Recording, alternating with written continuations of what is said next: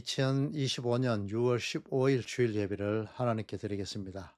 함께 사도신경으로 신앙 고백하겠습니다. 전능하사 천지를 만드신 하나님 아버지를 내가 믿사오며 그 외아들 우리 주 예수 그리스도를 믿사오니 이는 성령으로 잉태하사 동정녀 마리아에게 나시고 본디오 빌라도에게 고난을 받으사 십자가에 못 박혀 죽으시고 장사한 지 사흘 만에 죽은 자 가운데서 다시 살아나시며 하늘에 오르사 전능하신 하나님 우편에 앉아 계시다가 저리로서 산 자와 죽은 자를 심판하러 오시리라. 성령을 믿사오며 거룩한 공예와 성도가 서로 교통하는 것과 죄를 사하여 주시는 것과 몸이 다시 사는 것과 영원히 사는 것을 믿사옵나이다. 아멘. 성도 여러분, 한 주간 평안하셨습니까? 오늘부터 또 장마가 시작된다고 하는데 건강에 유의하시는 삶 사시기 바랍니다.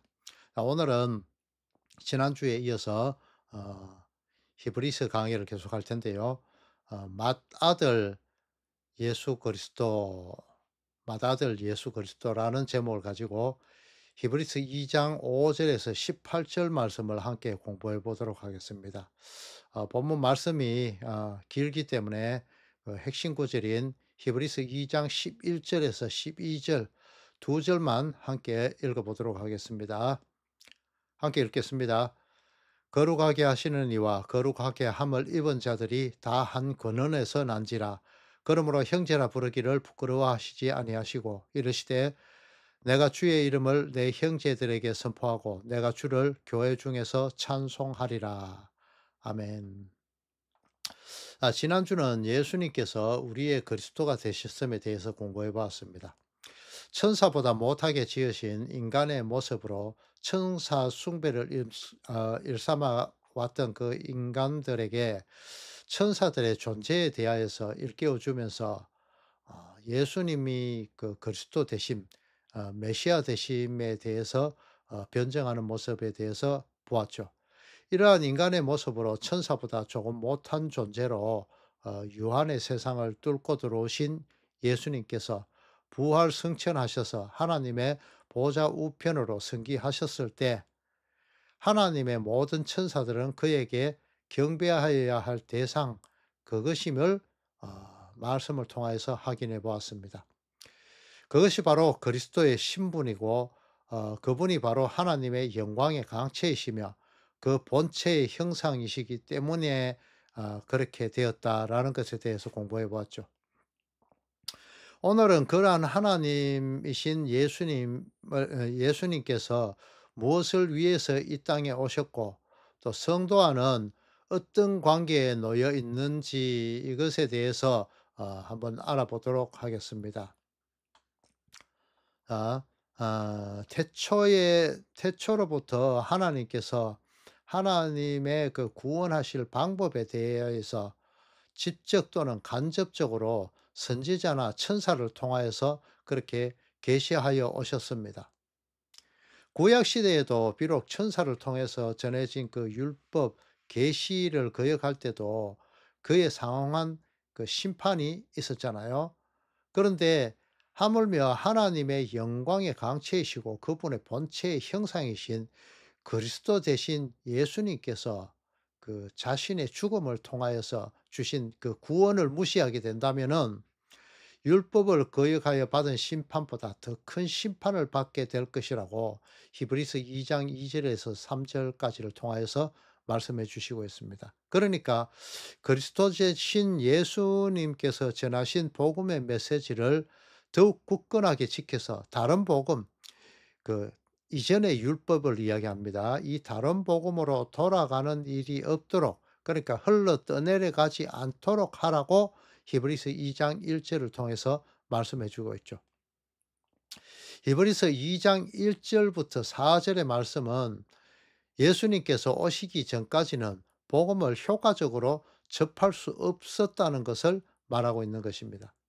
이렇게 구약 시대를 통하여서 전해진 그 율법의 실체로 오신 예수님께서 택하신 자들의 귀를 능력으로 뚫어 주시고 눈을 뜨게 하셔서 율법의 그 올무로부터 자유를 선포하시고 자신이 이미 예언되어 있는 예수이며 그리스도이심을 나타내신 것입니다. 예수라는 이름은 자기 백성을 그들의 죄에서 구원할 자라는 뜻으로 해석되었죠. 마태복음 1장 21 절에요. 이러한 그리스도라는 여기에서 또 그리스도라는 뜻은 어떠한 직책을 위해서 의식적으로 기름 부음을 받은 자다라는 뜻입니다. 이렇게 구원자로서의 예수님은 이 땅에 육신이 되어서 오셨습니다. 기름 부음을 받으셨다는 거죠. 죽음을 위해서, 죄 속함을 위해서요. 구약 이사야 61 장에는 이 구원자를 통한 그 기쁜 구원의 기쁜 소식에 대해서 기록되어 있는데, 예수님께서 이사야 61 장의 말씀을 자신을 나타낸 그 말씀을 인용하셔서 제자들에게 가르치신 것이 누가복음 4 장에 기록되어 있습니다. 예수님께서 제자들에게 읽어 주셨던 그 이사야에 대한 예언의 책을 덮어 두시고 이사야 61 장의 그 내용이 "너희 귀에 응하였다."라고 그렇게 말씀하십니다. 예언의 실체로 나타나신 예수님께서 자신에 관한 내용인 가난한 자에게 복음이 전해지고 참 복음을 전하여서 율법에 눌려서 사망에 포로된 자에게 자유를 주실 것이다라고 이렇게 선언을 하십니다. 이제 주의 은혜의 해가 도래하였음을 선포한 것입니다. 태초에 하나님께서 천지를 창조하실 때에 말씀으로 하셨죠. 이것과 마찬가지로 말씀을 하실 때 입을 이용하신 것처럼 예수님께서 입을 벌려서 가르치셨다. 신약에 이렇게 이야기하시죠. 이 말씀, 이 말씀을 택하신 자들의 귀에 들려서 깨달을 수 있도록 하신 것입니다. 예수님의 그 로고스 그 말씀이 고운 가루에 고운 12개의 그 진설병이 고운 가루로 만들어졌듯이 이 고운 가루가 되어서 깨닫도록 하는 그 레마가 되어서 로고스가 레마가 되어서 제자의 귀에 들리게 되었던 것입니다. 그렇게 해서 깨닫게 해 주시는 거죠. 히브리서 2장 3 절에 예수님께서 직접 전가하신 그 말씀을 함께 했던 사도들이 들은 제자들이 구원의 그 말씀을 우리에게 보증했다, 확증했다라고 이렇게 증거하는 그것을 히브리서 2장 4 절에 하나님께서도 동일하게 예수 그리스도 되심을 확정하셨다라고 이렇게 기록하고 있습니다. 예수님의 그 그리스도 되심의 조건은 짐승의 피제사 때에 그 피가 단 사면에 뿌려진 그것으로 되었지요. 이것과 마찬가지로 그리스도께서 십자가의 희생양으로 들려서 죽으시고 그 피를 흘려 뿌려지게 되는 것을 통해서 그것을 통해서 구약의 그 예표적인 것을 이루셨다. 이런 것을 나타내는 것이죠. 짐승의 피는 제단의 그 사면에 뿌려졌잖아요. 이 사면이라는 것은 이 네 방향, 이것은 인간의 세상을 뜻합니다. 요한계시록에도 네 모퉁이 이런 것들이 나오지요. 네 방향 이런 것들이 나오는데 이것은 인간의 세상을 뜻합니다. 이 4라는 숫자 자체가 인간을 상징하는 수거든요. 예수님의 피는 이 제단의 사면에 뿌려졌습니다. 이것은 이 세상을 위해서 뿌려졌다는 것을 의미하는 것이죠. 성경에서 이 세상이라는 것은 여러 의미로 사용되고 있습니다. 온 세상을 말하기도 하지만은 때로는 하나님의 백성이 사는 세상을 말하기도 합니다. 또 때로는 하나님을 떠난 자들, 그러니까 하나님의 백성들이 아닌 자들을 말할 때 사용되는 어 그것을 말해서 세상이다라고 이렇게 말하기도 합니다. 하지만 이 재단 사면이라고 나타난 이것은 이 세상은 온 세상 다를 말하는 것이 아닙니다. 예수라는 이름의 뜻이 온 세상을 다 구원할 자라는 뜻이 아니라 자기 죄에서 자기 백성을 그 죄에서 구한다고 그렇게 말씀하신 것처럼 예수라는 이름 뜻이 온 백성을 다 구원한다는 그런 뜻이 아니잖아요.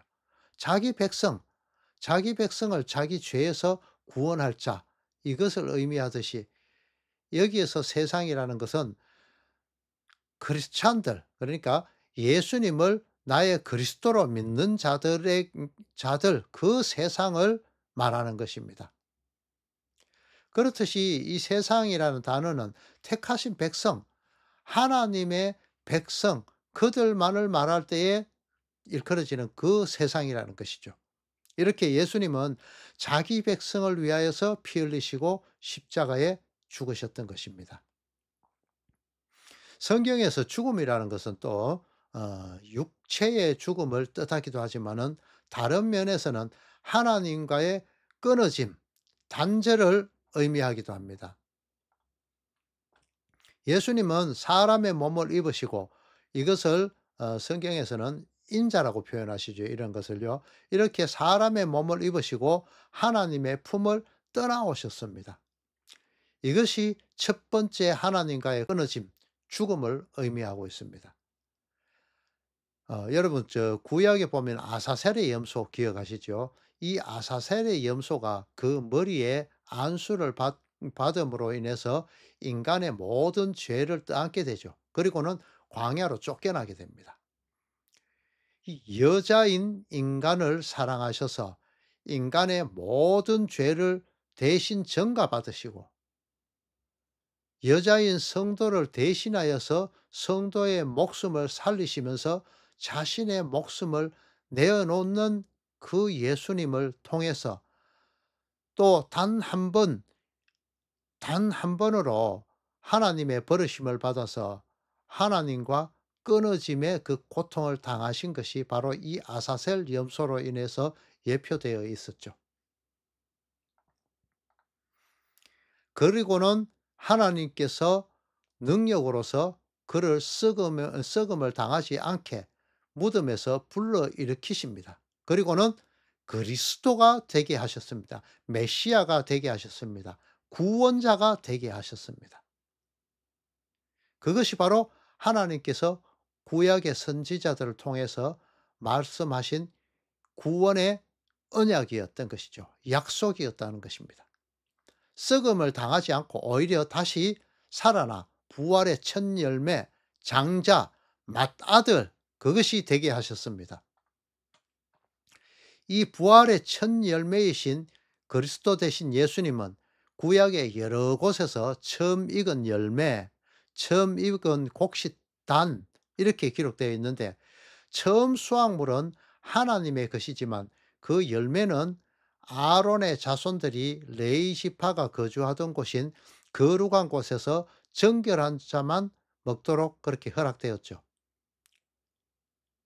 하나님께서 택하신 자들을 책망하시고 깨우치셔서 그 부활의 첫 열매인 예수 그리스도를 먹도록 하셨다는 것을 의미하는 것입니다. 그로 인하여서 성도들 안에서 생수가 넘쳐서 천국이 되는 것이죠. 예수를 먹음으로 인해서 말이죠. 일전에 한번 말씀드린 적이 있습니다. 천국의 원리인 먹는 자가 먹히는 자에게 오히려 점령당하게 된다고 말씀드렸죠. 하나님께서 이 구원을 위하여서 구원의 창시자이신 예수님을 죽음의 고난을 맛보게 하셨었고 또 죽음에서 불러 일으키시고 부활의 첫 열매, 이것은 장자를 의미하죠. 장자가 되게 하셨습니다. 그리고 그 장자에게 달린 많은 아들들로 구원의 영광에 들어가도록 그 길을 예비하셨습니다. 그것은 바로 흘리신 그 피로 인한 것이죠. 그 피 때문이죠. 이들 아들들 역시 성경에서 장자들의 총회다라고 이렇게 명칭한 것을 여러 곳에서 볼 수 있습니다. 이것은 지난주에 말씀드렸듯이 장차 그러니까 이제 장자와 차자 이런 것을 예표하는 것인데, 이것은 서열을 말하는 것이 아니다라고 말씀드렸죠. 이것은 유산을 상속받을 그 자격이 있는 자를 의미하는 것이다라고 이렇게 말씀드렸습니다. 이것은 천국을 그 유업으로 상속받을 자라는 그런 의미에서 장자라는 것이 그것을 장자라고 이렇게 말하고 있는 것이죠. 모든 성도들은 진정한 그 장자이신 예수님께 매어 달려진 이 작은 장자들이다. 그렇게 유업을 받게 될 자들이다. 이것을 의미하는 것입니다. 구약의 장자, 만물, 첫 이삭, 첫 열매로 기록된 것들은 다 하나님의 것이다라고 이렇게 기록되어 있는데, 하나님께 드려야 할 존재가 되는 것이죠, 결국은. 이것이 바로 오실 예수 그리스도를 상징하는 것으로 결국은 귀결되어지는 것입니다. 그 예수님은 자신의 피를 흘려서 인간을 거룩한 존재로 만드셨습니다. 그렇게 해서 인간은 거룩한 존재로 되어집니다. 여겨짐을 받게 됩니다. 그렇기에 예수님과 택하신 족속은 하나님을 아버지로 모시는 한 가족이 되었습니다. 그를 통해서 성도는 그리스도와 한 형제라 여겨주심을 받게 됩니다. 바로 이 여겨주심, 이것이 정말 중요한 것이거든요. 절대 이 여겨주심을 받을 수가 없는 존재를 여겨주심을 받았다. 이것이 은혜죠. 다 한 근원이신 하나님으로부터의 그 기원을 가진 존재라고, 그렇게 한 근원에서 났다라고 히브리서 2장 11절에 표현하고 있죠. 그래서 항송하게도 예수님께서는 직접 성도들을 내 형제들이라 이렇게 부르셨는데, 그것을 전혀 부끄럽다고 생각하시지 않으셨다고 그렇게 말씀하고 있습니다. 여기에 나타난 이 장자라는 단어, 베코르는 처음 난 자, 초태생을 의미합니다. 그리고 장자권이라는 단어, 베코라라는 것이 있는데, 이것은 성경에서 정신적, 사회적 지도권과 아버지의 소유의 그 두 배의 몫을 받는 것, 그러니까 풍성함을 이야기합니다. 이 두 배라는 것은 두 배의 몫을 받는 것을 의미하는 것을, 법적으로 보장받은 그 권한을 말하는 것이 바로 장자권입니다. 애굽에서 내린 그 하나님의 10가지 재앙 중 마지막 재앙은 그 장자의 죽음이었죠. 이 장자의 죽음에서 이스라엘 백성들의 장자들은 하나님의 보호하심을 통해서 그 죽음에서 제외가 되었습니다. 이렇게 다 죽어야 될 장자들 중에서 이스라엘 백성들의 장자들만, 또 그 가축들의 첫 새끼들만 죽지 않았기에 출애굽한 이스라엘 자손들에게 있어서 그들의 장자들과 가축들의 초태생들은 대대로 하나님의 소유다라고 하나님은 못 받고 있는 것입니다. 그렇게 말씀하시는 겁니다. 장자에 대하여서 민수기 3장 40절을 41절을 보면은 처음 난 자, 처음 태어난 장자, 처음 태어난 가축을 대속하기 위해서 택하신 것이 거룩하게 구별된 레위 지파가 택해졌죠. 또 이스라엘은 세상 모든 민족 중에 장자의 나라로 택함을 받았죠. 그 장자된 나라 중에서 레위 지파가 그 중에 장자로 부름을 받게 됩니다. 그 중에서 또 모세가 따로 세워지게 되죠, 장자로서. 또 성경에 기록된 많은 장자와 차자에 대한 그 내용들을 보면요, 바로 이것들은 예수님을 향하고 있음을, 예수님을 가리키는 것임을 반드시 확인하셔야 됩니다. 그것을 아셔야 됩니다. 깨달으셔야 됩니다. 또 성경에 기록된 장자와 차자의 내용들을 보면요. 이 보면 참 이것이 성경이 전혀 빈틈이 없다는 것을 보여주는데요. 항상 차자가 장자권을 차지하게 되는 것을 보여주고 있습니다. 여러분 이것을 자세히 보면요. 아주 재미있는 것이 있습니다. 이것은 장자로 이 땅에 주어진 이 율법과 차자로 오신 예수님에 대한 관계를 보여주고 있거든요. 이것은 첫 번째 아담 장자와 차자 예수님의 관계로 이렇게 또 나타나기도 합니다. 예수님이 요한복음에 말씀하셨듯이 양의 우리의 나보다 먼저 온 자들은 강도요 절도라고 이렇게 말씀하시죠. 이 장자로 온 자들이 그 율법을 이야기하는 거죠. 나보다 먼저 온 자, 양의 우리 그 교회들에게 먼저 온 자 이것을 의미하는데 이것은 강도요 절도로 이야기해요. 왜? 말씀을 정확히 모르는 자들이다라는 것을 의미하는 거죠. 유대율법주의자들요. 이들이 장자들로 왔는데 차자인 예수님이 오셨는데 오히려 이분이 태초 이전부터 계신 분으로 참 장자였다. 이것을 드러내는 겁니다. 그래서 야곱과 에서 역시 야곱이 발뒤꿈치를 잡고 뛰어나오죠. 여러 성경에는 이렇게 장자와 차자에 대해서 이런 식으로 말씀을 해 주고 있습니다. 세상의 그 첫 장자인 아담은 둘째 아담이신 예수님에 비해서 아주 열등함을 성경은 명확하게 대비시켜서 나타내 주고 있습니다. 첫사람 아담에게 사탄은 하나님이 아닌 것들, 즉 하나님의 말씀의 반대편에 서도록 만들어서 하나님의 말씀을 거역하고 자신의 그 탐욕을, 자신의 마음속에 탐욕을 일으켜서 그 욕망을, 그 탐욕을 채우도록 그 귀에 쏘삭거리니까 그것에 그 탐욕을 일으키 버립니다, 자기 스스로. 마귀의 책임이 아니라 이것은 아담의 책임이죠. 마귀는 쏘사겼을 뿐이고 그것을 받아들인 것은 아담이기 때문에요. 마귀를 마귀가 그렇게 통해 가지고 책임 전가하시면 안 됩니다, 신앙생활 하시면서도. 이를 통해서 아담은 사망에 이르게 되죠.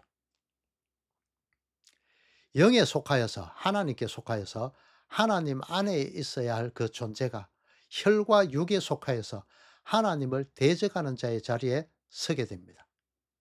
혈과 육이 죽고 영이 다시 살아나야 할 그 길이 끊어져 버린 것입니다.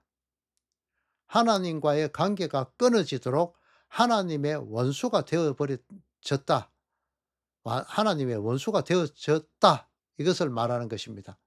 이것과 마찬가지로 마귀는 그 쏘사김을 통해서 율법을 가진 자인 유대인들에게 자신의 권력과 권위를 챙기도록 그 탐욕이라는 마음을 생기도록 만들었습니다. 쏘사겼습니다. 그래서 상속자인 장자인 예수님을 십자가에 못 박고 그들이 하나님의 말씀으로, 그러니까 주어진 그 율법을 가지고 세상을 다스리려고 그렇게 했죠. 사도 바울은 자신의 그 지체 속에 다른 법, 그러니까 율법을 이야기하는 것입니다. 율법이 내 마음의 법, 성령의 법과 싸워서 내 지체 속에 있는 죄의 법으로 나를 사로잡아 가는 것을 본다고 했습니다. 그리고는 '아 나는 정말 공고한 사람이구나. 그러니까 나는 예수 그리스도가 내게 계시니 그분만을 의지해야지.'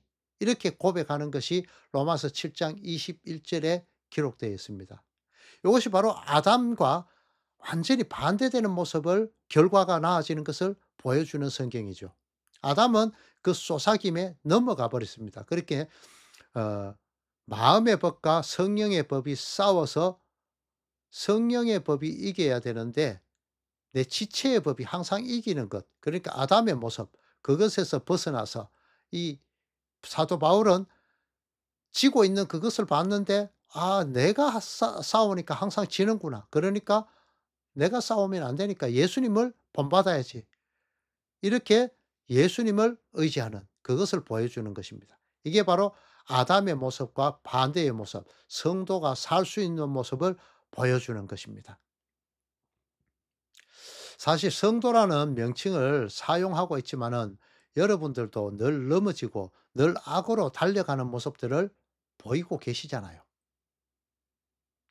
세상을 쫓아가고 나의 욕심을 쫓아가는 그것이 늘 하나님을 사랑하는 것보다 더 많아짐을 보고 기도의 무릎을 꿇을 수밖에 없는 것이잖아요. 그래서 결국은 하나님의 자녀의 자리로 돌아가게 되고 율법에 빗댄 자리, 그러니까 율법이 아닌 하나님의 말씀에 빗댄 자리로 그 면목 없이 내가 죄가 많지만 그리스도 예수 앞으로 면목 없이 돌아가는 것입니다. 그렇게 돼야 되는 것입니다. 하나님의 택하신 백성은 많은 희생을 치르더라도 반드시 하나님 앞에 없음의 자리로, 낮음의 자리로 내려가게 되어지는 것을 분명히 스스로 목도하게 될 것입니다, 이 삶을 살면서.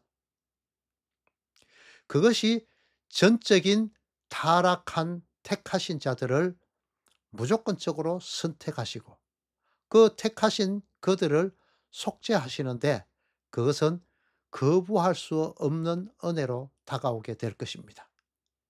그렇게 택하신 백성들을 타락한 백성들일지라도 반드시 이끄시고 구원에 이르게 하시는, 천국이 되게 하시는 그것이 하나님의 구원의 섭리인 것입니다. 성도 여러분은 나그네의 세상에 살면서 각종 영적 위험에 노출되어서 살고 있습니다. 하지만 늘 낮은 자리에 서서 오직 그리스도 대신 예수님만을 높이 올려 놓으시고 그 예수님만 바라보아야만 영적 승리를 할 수 있게 되는 것입니다. 천국의 원리는 먹히는 자가 오히려 먹는 자를 삼켜 버린다고 말씀드렸죠. 이 성찬을 통하여서 예수님의 몸을 먹죠. 떡과 피 말입니다. 이것을 먹게 되면은 그것으로 인해서 그 배에서 생수가 마르지 않고 영원히 흐르게 되죠. 바로 그리스도께서 영원히 내 안에 내주하시면서 다스리게 되는 것을 의미하는 것입니다. 이렇게 먹히게 된 예수님께서 오히려 먹는 그 성도들을 삼켜 오히려 한 몸이 되게 되는 것입니다. 또 예수님은 사탄의 계략을 통해서 율법에 의해서 맞아 죽게 되지만 그 죽음을 통해서 오히려 사망 권세를 가진 율법을 가지고 참소하는 그 마귀의 그 사망 권세를, 의문의 율법을 무력화시켜 버리는 부활로, 승리로 나타나셨습니다. 아무 공로 없이 어떠한 행위를 통해서가 아닌, 나의 열심으로 주어진 것이 아닌 선물로 주어지는 그 은혜로 그리스도와 연합이 되어지고 그리스도의 형제라 일컬음을 받게 되었습니다. 천사들에게 베푸신 것이 아니라 이러한 것들은 천사들에게 베풀어지지 않았죠. 천사보다 현재로서는 못한 그 성도들에게 부어주시는 은혜가 이렇게 엄청난 것입니다. 나약한 존재인 인간은 자신보다 더 강한 것을 섬기게 되죠. 그것이 가장 인간적인 모습이고 그것을 일반적으로 종교 생활이다라고 이렇게 말하고 있죠. 그래서 지금 이 세상에서는 강한 것이 아름답다고까지 말하면서 항상 강한 자에게 붙어서 그렇게 사는 자들이 많고 그것이 바로 종교화되었던 것입니다. 만약 하나님께서 인간보다 약한 존재가 된다면은 인간은 하나님을 섬기겠습니까? 오히려 이렇게 약한 자로 어린아이와 같은 존재로 이 땅에 오셨던 예수님에게 유대 율법주의가 그렇게 행했듯이 하나님이 약한 존재가 된다면 바로 제거해 버리겠죠. 하지만 인생들은 그 강하신 하나님께서 부리시는 영인 천사들을 두려워하는 존재가 되었습니다. 오히려 천사들은 하나님과 같이 섬겨야 할 그 신적인 존재로 만들어서 섬겼죠. 이 천사들을 히브리서 1장 14 절에서 보면은 그 천사는 구원을 상속 구원함을 상속자 성도들을 섬기라고 보낸 존재다라고 그렇게 말씀하고 있습니다. 그렇게 하나님 앞에 대적하며 섰던 죄인을 오히려 의인으로 여겨 주시고 그들이 섬겼던 천사들로부터 오히려 천사들로부터 섬김을 받는 존재로 높여 주시는 그 존재, 그분이 바로 구원의 창시자이신, 태초 이전부터 계셨다는 말이 되시죠. 이 구원의 창시자이신 우리들의 맏형님 되시는 예수 그리스도다라는 이 말이죠. 이 복음이 기쁘지 않으십니까? 그래서 성도는 성령 하나님의 이끄심, 그 책망을 통해서 항상 가장 낮은 자리에 서야 하고 없음의 자리, 티끌의 자리, 아벨, 헤벨의 자리에 서야 하는 것입니다. 구원에 관하여 아니 그 어떤 것에 대해서도 하나님께 내세울 수 있는 것이 나 자신을 통해서는 아무것도 발견되어질 수가 없는 존재임을 확인하게 될 것이다. 이 말입니다. 그런 존재가 되어야 된다는 것이죠. 그것도 나 스스로는 될 수가 없습니다. 하나님께서 그렇게 만드시는 것이죠. 이렇게 될 때 그리스도이신 예수께서 내 안에서 강함으로 나타나게 될 것입니다. 성도는 그 힘을 입어서 작은 예수가 되어지고 천국을 상속받을 자격이 있는 장자가 되어지는 것입니다. 하나님께서 다스리시고 하나님께서 거하시는 그 천국, 그 땅, 그것이 되어진다는 것이죠. 하나님을 아버지로 예수님을 장자이신 맏형님으로 성도가 그 형제 되는 것은 한 가족을 이루게 되는 것은 바로 한 몸이라는 것을 의미하는 것입니다. 성도 여러분, 이 말씀을 듣고 여러분들은 구원의 기쁨을 누리셔야 됩니다. 하지만 여러분, 기독교에는 구원이 절대 없다는 것을 기억하셔야 됩니다. 그럼 무엇이냐? 오직 맏아들이신 예수 그리스도 안에서만 구원이 있음을 절대 잊으시면은 안 된다는 것을 말씀드립니다. 주님 가르치신 기도를 드리고 예배를 마치도록 하겠습니다. 하늘에 계신 우리 아버지여, 이름이 거룩히 여기심을 받으시오며 나라가 임하시오며 뜻이 하늘에서 이루어진 것 같이 땅에서도 이루어지이다. 오늘날 우리에게 일용할 양식을 주시옵고 우리가 우리에게 죄 지은 자를 사하여 준 것 같이 우리 죄를 사하여 주시옵고 우리를 시험에 들게 하지 마시옵고 다만 악에서 구하옵소서. 나라와 권세와 영광이 아버지께 영원히 있사옵나이다. 아멘.